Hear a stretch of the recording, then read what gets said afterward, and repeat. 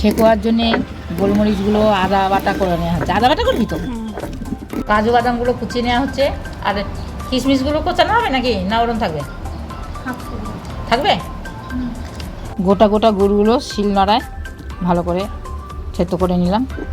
জলে ভিজিয়ে দিয়ে গুড় জল করে নেওয়া হচ্ছে। নারকেল নিয়ে বসে গেছি নারকেল কোড়াতে। গুড়টা এখনও গলেনি, হাত দিয়ে ভালো করে গলিনি। বলমো ময়দা 200 গ্রাম আটাটা দে। এবার সুজিটা কই, সুজি দে। সুজি কত আছে রে? 500 ওখানে না? 500 সুজি। মশলা আছে গোলমরিচ গুঁড়ো, আর হচ্ছে তোর ওই কিশমিশ কোচানো, আর মৌরি আছে না? মৌরি কোথায়? আর কাজু বাদাম কোচানো। ওইটা দিয়ে ভালো করে এখন মেখে নিবি। এখন এটা দিয়ে ভালো করে মিশিয়ে নেবে। সর ভাজা ঘি দেশ থেকে নিয়ে এসেছিলাম এইবারে। দেখি তোল ওটা, তো ভালো করে তোল চামচ দিয়ে। ফ্রিজে ছিল তো শক্ত হয়ে গেছে। হ্যাঁ এই তো। এটা কতটা দিবি? 100 গ্রাম দিবি? 200 গ্রাম এই ঘি লাগবে তাহলে। এতে ঘিটা বের করতে এত সুন্দর বের হচ্ছে গন্ধটা, কেন পুরো ঘর গন্ধ বেরোচ্ছে, তাই না বল? ঘিটা দেশে ঘি খেতে খেতে এমন অভ্যাস হয়ে গেছে, আমরা এখান দিয়ে ঘি কিনলেই যেন বিরক্ত লেগে যায়। যখনই দেশে যাই তখনই নিয়ে আসি ঘি কিনলে। এখানেও মানে দেশে সেই স্বাদ পাই না বলমো। ঘিটা দিয়ে ভালো করে এটাকে মেখে নেবে, মোলায়েম করবি তাই তো? ভালো করে মিশিয়ে নে তাহলে। ঘি হাত মুড়ে চাই, মুড়ে গেছে। ঘি দিয়ে মেশানো হয়ে গেছে। এইবার দিয়ে দেবো গুঁড়ো দুধ। কতটা দিবি রে? 50 না 100? 100 গ্রাম গুঁড়ো দুধ মিশিয়ে দেওয়া হচ্ছে। এটা ভালো করে মেখে নিন। কারণ নারকেল এখন দিলে জড় হয়ে যাবে দুধটা, না ভালো করে দুধটা দিয়ে মাখিয়ে নেওয়া হবে।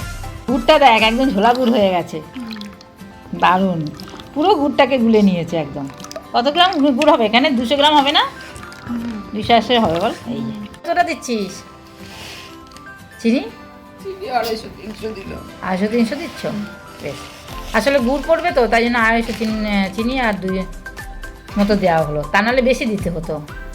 200 মতো দিয়েছো? আচ্ছা ঠিক আছে। এটা দিয়ে ভালো করে মাখিয়ে নেওয়া হচ্ছে আবার। 250-300 না, প্রায় 400 গ্রামের মতো চিনি দেওয়া হয়েছে। 400 গ্রাম হবে। হ্যাঁ, আর নারকেল দেওয়া হচ্ছে। নারকেল দিয়েও কিন্তু ঝুরো ঝুরো করে মেখে নিতে হবে। একটা গোটা নারকেল। আরও একটা যদি দেওয়া যায়, নারকেলের যত দেবেন তত স্বাদ হবে। একটা নারকেল দিচ্ছি আমরা। তত মিষ্টি হবে। হ্যাঁ, তত খেতে সুন্দর হবে। এটা দিয়েও ঝুরো ঝুরো করে এইভাবে মাখা হচ্ছে। প্রতিটা মাখা কিন্তু এই রকম করে করে মাখতে হবে। আর একটু চটকে দেখা, চটকে। হ্যাঁ, এইভাবে কিন্তু মাখবেন না, তাহলে কিন্তু দলা পাকিয়ে যাবে। এই যে সবসময় ঠেকুয়া কিন্তু মাখার উপরে কিন্তু নির্ভর করে ঠেকুয়া বানানো। আর ঠেকুয়া সুন্দর খাস্তা এবং মানে বেশ ঝুরো ঝুরো হবে। মাখাটা ভালো করে আপনাদের দেখাচ্ছে এই কারণে যে ঠেকুয়া অনেকেই বলে করতে পারি না, তার জন্য মাখাটা এইভাবে দেখিয়ে দিচ্ছি যে প্রতিটা মাখা এইভাবে করতে হবে। ভালো করে এরকম করে মানে হাতের কায়দাতে কিন্তু ঠেকুয়া মাখানো হয়। এইবারে গুড়টা ঢেলে দেবো।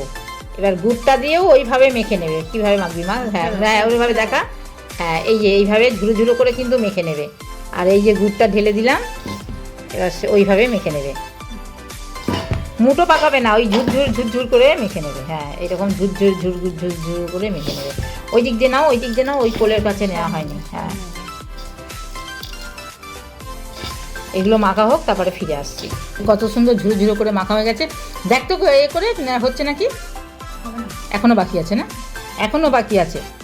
যখন একদম একটা বিস্কুটের আকার মানে নেবে ওরকম চেপে, তখন বন্ধ করতে হবে। এবার দেবো তাহলে একটু জল। জল এরকম করে দিই। দেখুন মাখতে মাখতে এবার কিন্তু দলা পাকিয়ে যাচ্ছে। এটা হয়ে এসছে মাখা। এই যে দলা পাকিয়ে যাচ্ছে, আর এই যে মুখ পাকিয়ে দেখা। হ্যাঁ, এই যে একটা বিস্কুটে আকার নিচ্ছে। আর কি ওইটা ভাঙছে? আর এটা আর ভাঙছে। এই যে কী সুন্দর একদম নাড়ুর মতো একদম। আর এই যে বিস্কুটে আকার নিচ্ছে।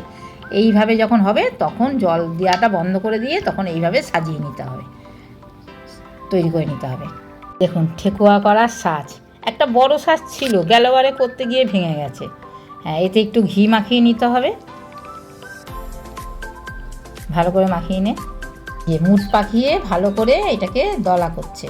সেই রুটির গোল্লার মতো গোল্লা করবে, চেপে চেপে। গায়ে যতটা জোর আছে ততটা চাপবে। হ্যাঁ, চাপার পরে এই ছাঁচে বসিয়ে এবার হাত দিয়ে চেপে চেপে দিতে হবে। যতটা পারবে চেপে চেপে দিতে হবে, যেন সাঁচের এটাও ভালো সুন্দর ওঠে। আর এই যে ফাটা ফাটা ভাবটা রয়েছে, এটা কিন্তু খাস্তা হয় বলে কিন্তু ফাটা ফাটা ভাব রয়েছে। এইটাই কিন্তু এই ফাটা ফাটাটাই হচ্ছে ঠেকুয়ার নিয়ম, মানে ঠেকুয়া, এটা অরিজিনাল ঠেকুয়া একদম। এই কত সুন্দর সাজিয়ে এটা বেরিয়েছে। আর এখানেও আরও কত করা হয়েছে, এই একটা সাজের এ করেছে, এইটা করছে আবার করছে, আরও একটা করা করছে, কীভাবে করছে এই সুন্দর কাণ্ড দেখুন।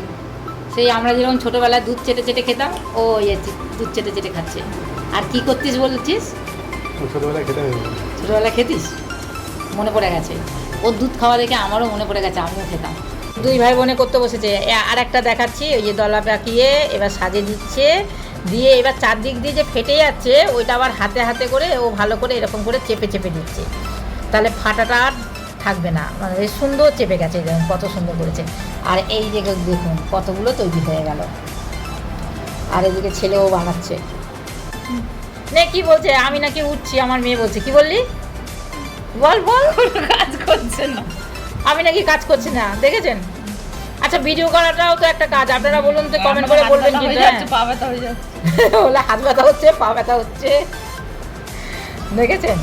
দুই ভাই বোনে করছে, আর আমাকে আমার মেয়ে বলছে। আমার ছেলে কিন্তু কিছু বলে না, এই আবার করছে। ছেলে সবাই করে দিচ্ছে তো, নারকেলটা ছাড়িয়ে দিয়েছে।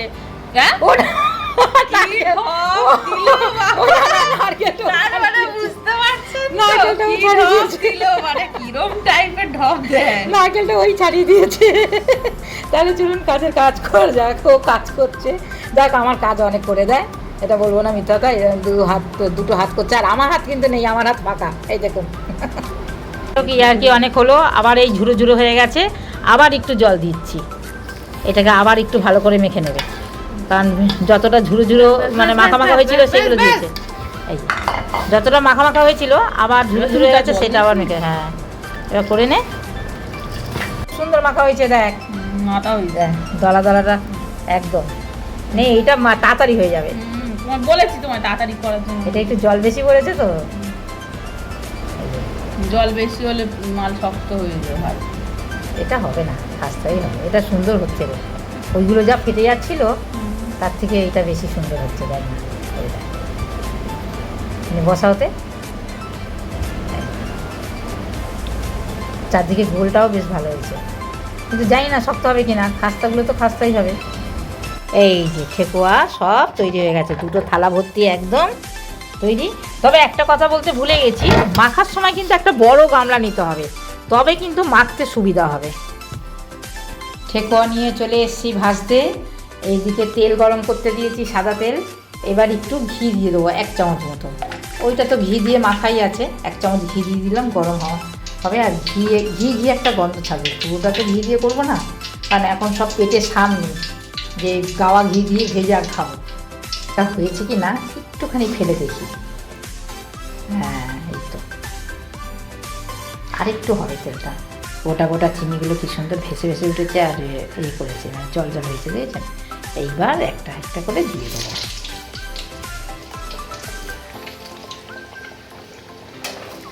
খুব জোরে আঁচ দিয়ে তেলটা ভালো করে গরম করে নিয়েছি, এইবার একদম মিডিয়ামে আঁচ দিয়ে আস্তে আস্তে ভাজবো, তাহলে ভিতরটাও বেশ হবে, সেদ্ধ হবে, প্লাস উপরটা আস্তে আস্তে লাল হবে। এইবারে উল্টিয়ে দেবো, এই যে একটু একটু লাল হয়েছে, এবার উল্টে দেবো। আর ডোবা তেল তো, ওই পিঠ যখন করবো তখন এই পিঠে আরও লাল হয়ে যাবে। এই যে লাল লাল হয়ে আছে, দেখুন কতটা কম লালের সময় মানে এটা ঘুরিয়েছিলাম, আর উপরে কিরম লাল হয়ে গেছে দেখুন, আর এর ভিতরে এই যে লাল হয়ে গেছে। এইবার এটা হয়ে গেছে, এবার তুলে নেব। দারুণ দেখতে হয়েছে না? এই দুটো একটু লাল কম হয়েছে, এই জন্য এই দুটো একটু রেখে দিয়েছি, তো এপিট ওপিট করে একটু লাল হওয়ার জন্য। এইরকম করে সব কটা ঠেকুয়া ভেজে নেব।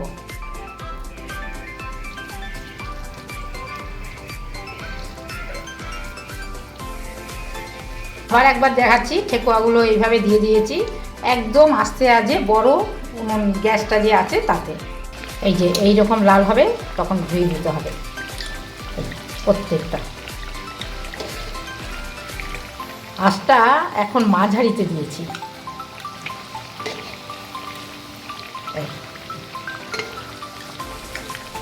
এবার আঁচটা কী করতে হবে, মাঝে মধ্যে একটু কমিয়েও দিতে হবে, আবার বাড়িয়ে দিতে হবে, তবে খুব না, মাঝারি করতে হবে।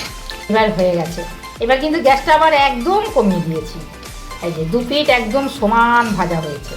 এইবার এটাকে তুলে নেব।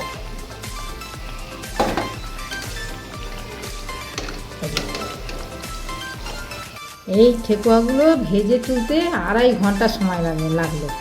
এখানে 1.5 কেজি ময়দা, তারপরে আটা, সুজি সব মিলিয়ে মোটামুটি 2 কেজি লেগেছে।